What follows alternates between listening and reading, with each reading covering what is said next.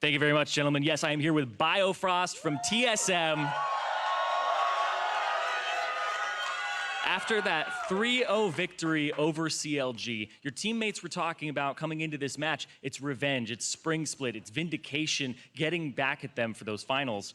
You weren't a part of that, so what did this matchup mean to you coming into it?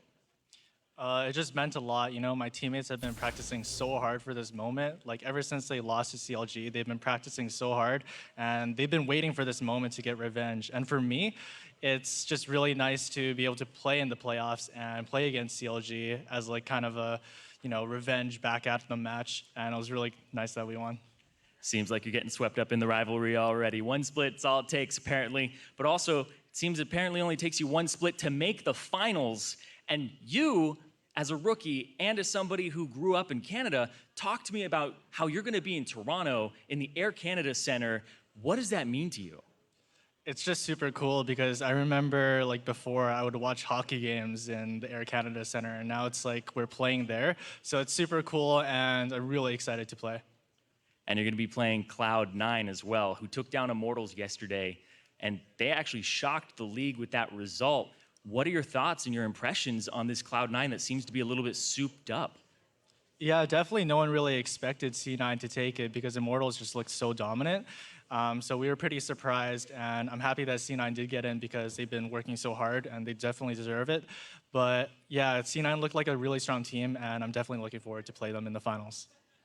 Awesome. And final question for you here, Biofrost. Not only did you qualify for the finals today, you just qualified for Worlds in your rookie split. And I know that that feels great, but I want to ask you if there's anything that you'd like to say to TSM fans and also North America that you will be representing.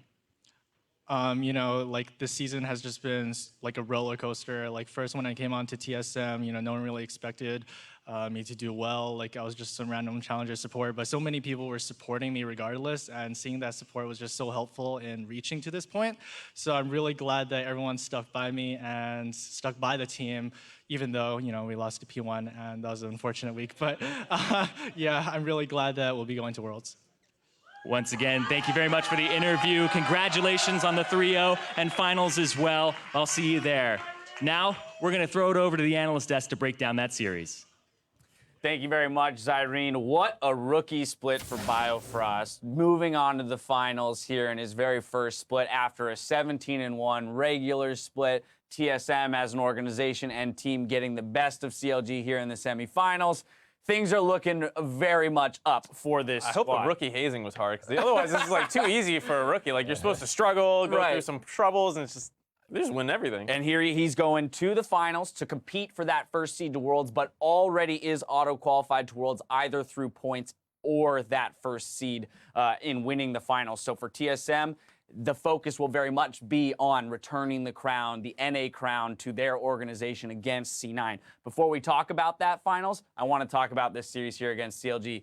3-0. Now, although once again, this was a pretty lengthy game, I think it was pretty clear how dominant TSM is as a team in that they were creating advantages strictly through laning. I mean, this is a pile driver beatdown everywhere. Like, they're just doing so well as a team, getting advantages left, right, and center, even when they didn't really go for anything themselves. And a lot of that came through the patience and restraint that they showed, not only in their macro play, but in their actual individual decisions to not follow through on, hey, maybe we can flash and get more kills here.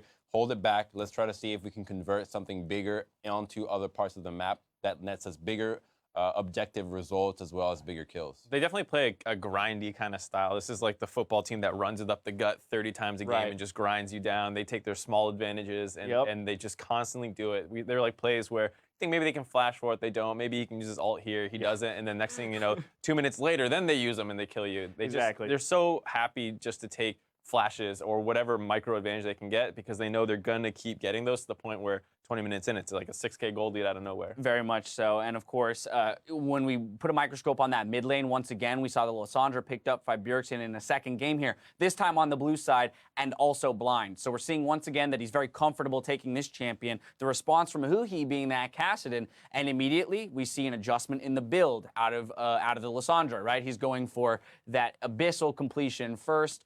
against the Kassadin. So changing things up, recognizing that matchup, but showing that Lissandra, he'll be comfortable playing into pretty much anything if he's going to pick a blind here.